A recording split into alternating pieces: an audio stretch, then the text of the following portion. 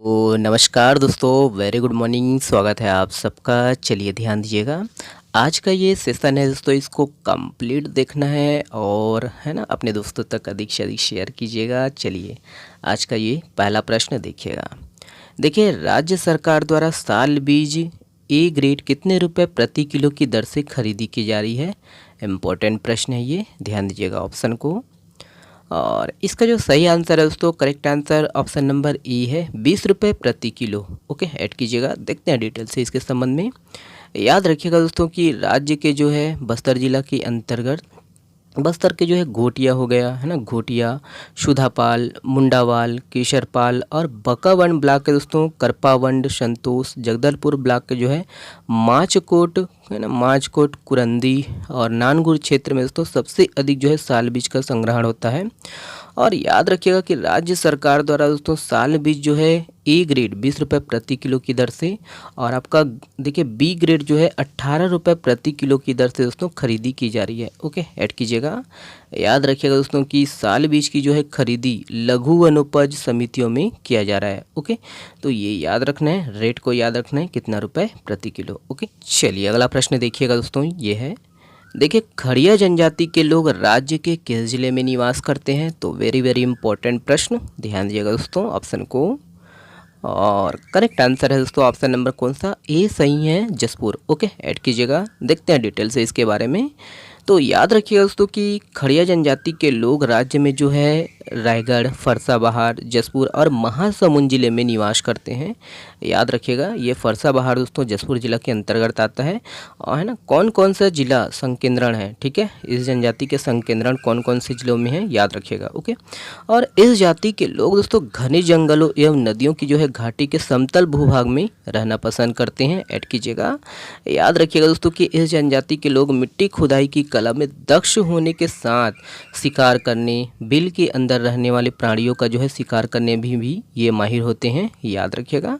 Add कीजिएगा दोस्तों कि इस जनजाति को याद रखना है मट कोड़वा के नाम से भी जाना जाता है। ओके, याद रखना है दोस्तों कि मट कोड़वा है ना, पूछा जा सकता है कि मट कोड़वा निम्नलिखित में से कौन से जनजाति को कहते हैं? तो ऑप्शन क्या लगाइएगा, खड़िया। ओके, ऐड कीजिएगा। और इसके बारे में और भी है दोस्तों, ध्यान दीजिएगा। याद रखिएगा दोस्तों कि 3 प्रकार के जो है खड़िया जातियों में, देखिए खड़िया जाति जो है 3 प्रकार के होते हैं। तो देखिए 3 प्रकार के खड़िया जातियों में दोस्तों पहला जो है सबर खड़िया हो गया है ना, सबर खड़िया या पहाड़ी खड़िया भी बोलते हैं इसको। और यह जंगल झाड़ी में दोस्तों घूमते फिरते अपना जो है जीवन बसर करते हैं। कौन सा, सबर खड़िया। ओके, ऐड कीजिएगा दोस्तों दूसरा वाला। तो दूसरा वाला दोस्तों ढेलकी या ढेलकी खड़िया जाति कहते हैं उनको, है ना, दूसरा वाले जो है खड़िया को। और ये दोस्तों खेती किसानी कर जो है अपना जीवन निर्वाह करते हैं। ओके, ऐड कीजिएगा। और तीसरे समूह को दोस्तों दूध खड़िया के नाम से जाना जाता है ना। तो 3 प्रकार के खड़िया याद रखना है, ठीक है, 3 प्रकार के जो है खड़िया जाति। ओके, और खड़िया जाति दोस्तों अपनी जो है पहचान गोत्रों जैसे समाट, सायरन और मुड़ू, हजडा, चरहट, बांगी और तोपनी, माइली, बरलीहा से करते हैं। ऐड कीजिएगा दोस्तों कि यह जनजाति सूर्य और चांद की जो है पूजा करते हैं। सूर्य की जो है शक्ति को दोस्तों पोनोमोशोर कहा जाता है। क्या, पोनोमोशोर कहा जाता है। और चांद को दोस्तों सूर्य की पत्नी, याद रखना है, बेडे डे के रूप में पूजा जाता है। ओके, ये सब ऐड करना है दोस्तों, कला संस्कृति के अंतर्गत पूछा जा सकता है। ओके दोस्तों, तो खड़िया जनजाति का जो है प्रमुख त्यौहार क्या है, सरहुल, जिसे क्या जंकुर भी कहा जाता है। तो ये सब ऐड कीजिएगा, न्यूज़पेपर के आधार पर है। ओके, चलिए ये वाला प्रश्न देखिएगा। देखिए, बेस कूड़ो घूमर जलप्रपात यह किस जिले में स्थित है? तो ऑप्शन है दोस्तों यहाँ पर। और इसका जो सही आंसर है दोस्तों ऑप्शन नंबर बी सही है दोस्तों, कोंडागांव। ओके, ऐड कीजिएगा। देखते हैं डिटेल से। तो याद रखिएगा दोस्तों कि 20 कूड़ो घूमर जलप्रपात ये जो है केसकाल के अंतर्गत है ना, कोंडागांव जिला में आता है। और केसकाल से दोस्तों विश्रामपुरी मार्ग पर ग्राम जो है सीधावन से नेलाझर मार्ग की ओर ये जो है रमणीय स्थल है। ठीक है, ऐड कीजिएगा कि ये किस जिले में है। ओके, चलिए देखिए, यूनेस्को ने किस ग्रंथ को वैश्विक मान्यता दी है? तो ऑप्शन है दोस्तों यहाँ पर। करेक्ट आंसर है ऑप्शन नंबर बी है, रामचरितमानस। ओके, ऐड कीजिएगा। देखते हैं डिटेल से। तो याद रखिएगा दोस्तों कि यूनेस्को ने रामचरितमानस, पंचतंत्र और हृदय लोक लोकन को दोस्तों वैश्विक मान्यता दी है।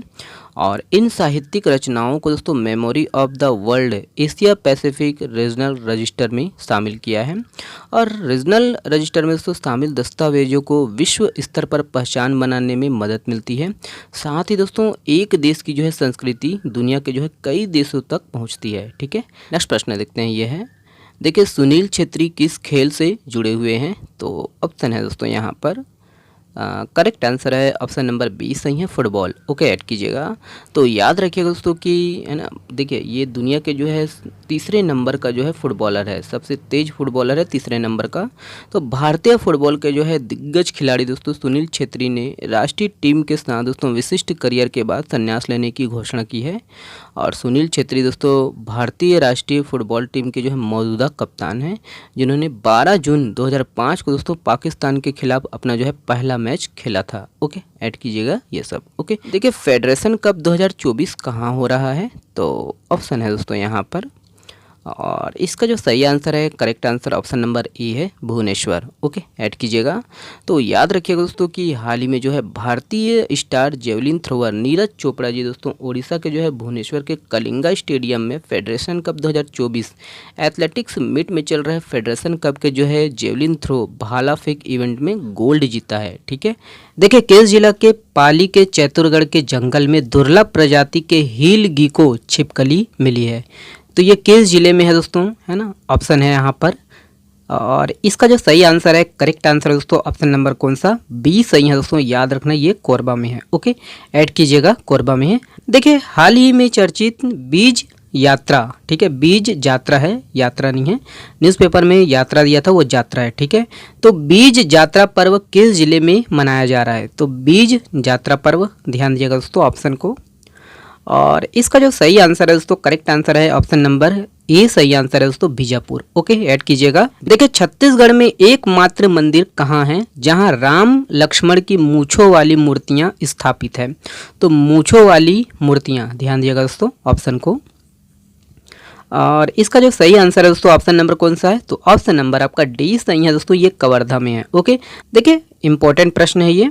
देखिए मल्हार में किस वंश काल की गोद में बच्चा लिए आदमकस स्त्री की जो प्रतिमा मिली है उसे स्कंद माता भी कहा जाता है। मतलब ये है कि वो किस काल से संबंधित है? मल्हार में जो ये मिला है ना, माता की मूर्ति, ये किस जो है ना शासन काल की हैं। ठीक है, तो ऑप्शन यहाँ पर है दोस्तों, ध्यान दीजिएगा। हाल ही में वुमेंस डे मनाए गए हैं ना, उन्हीं के जो है उपलक्ष्य में है। ठीक है, ये न्यूज़पेपर के आधार पर है।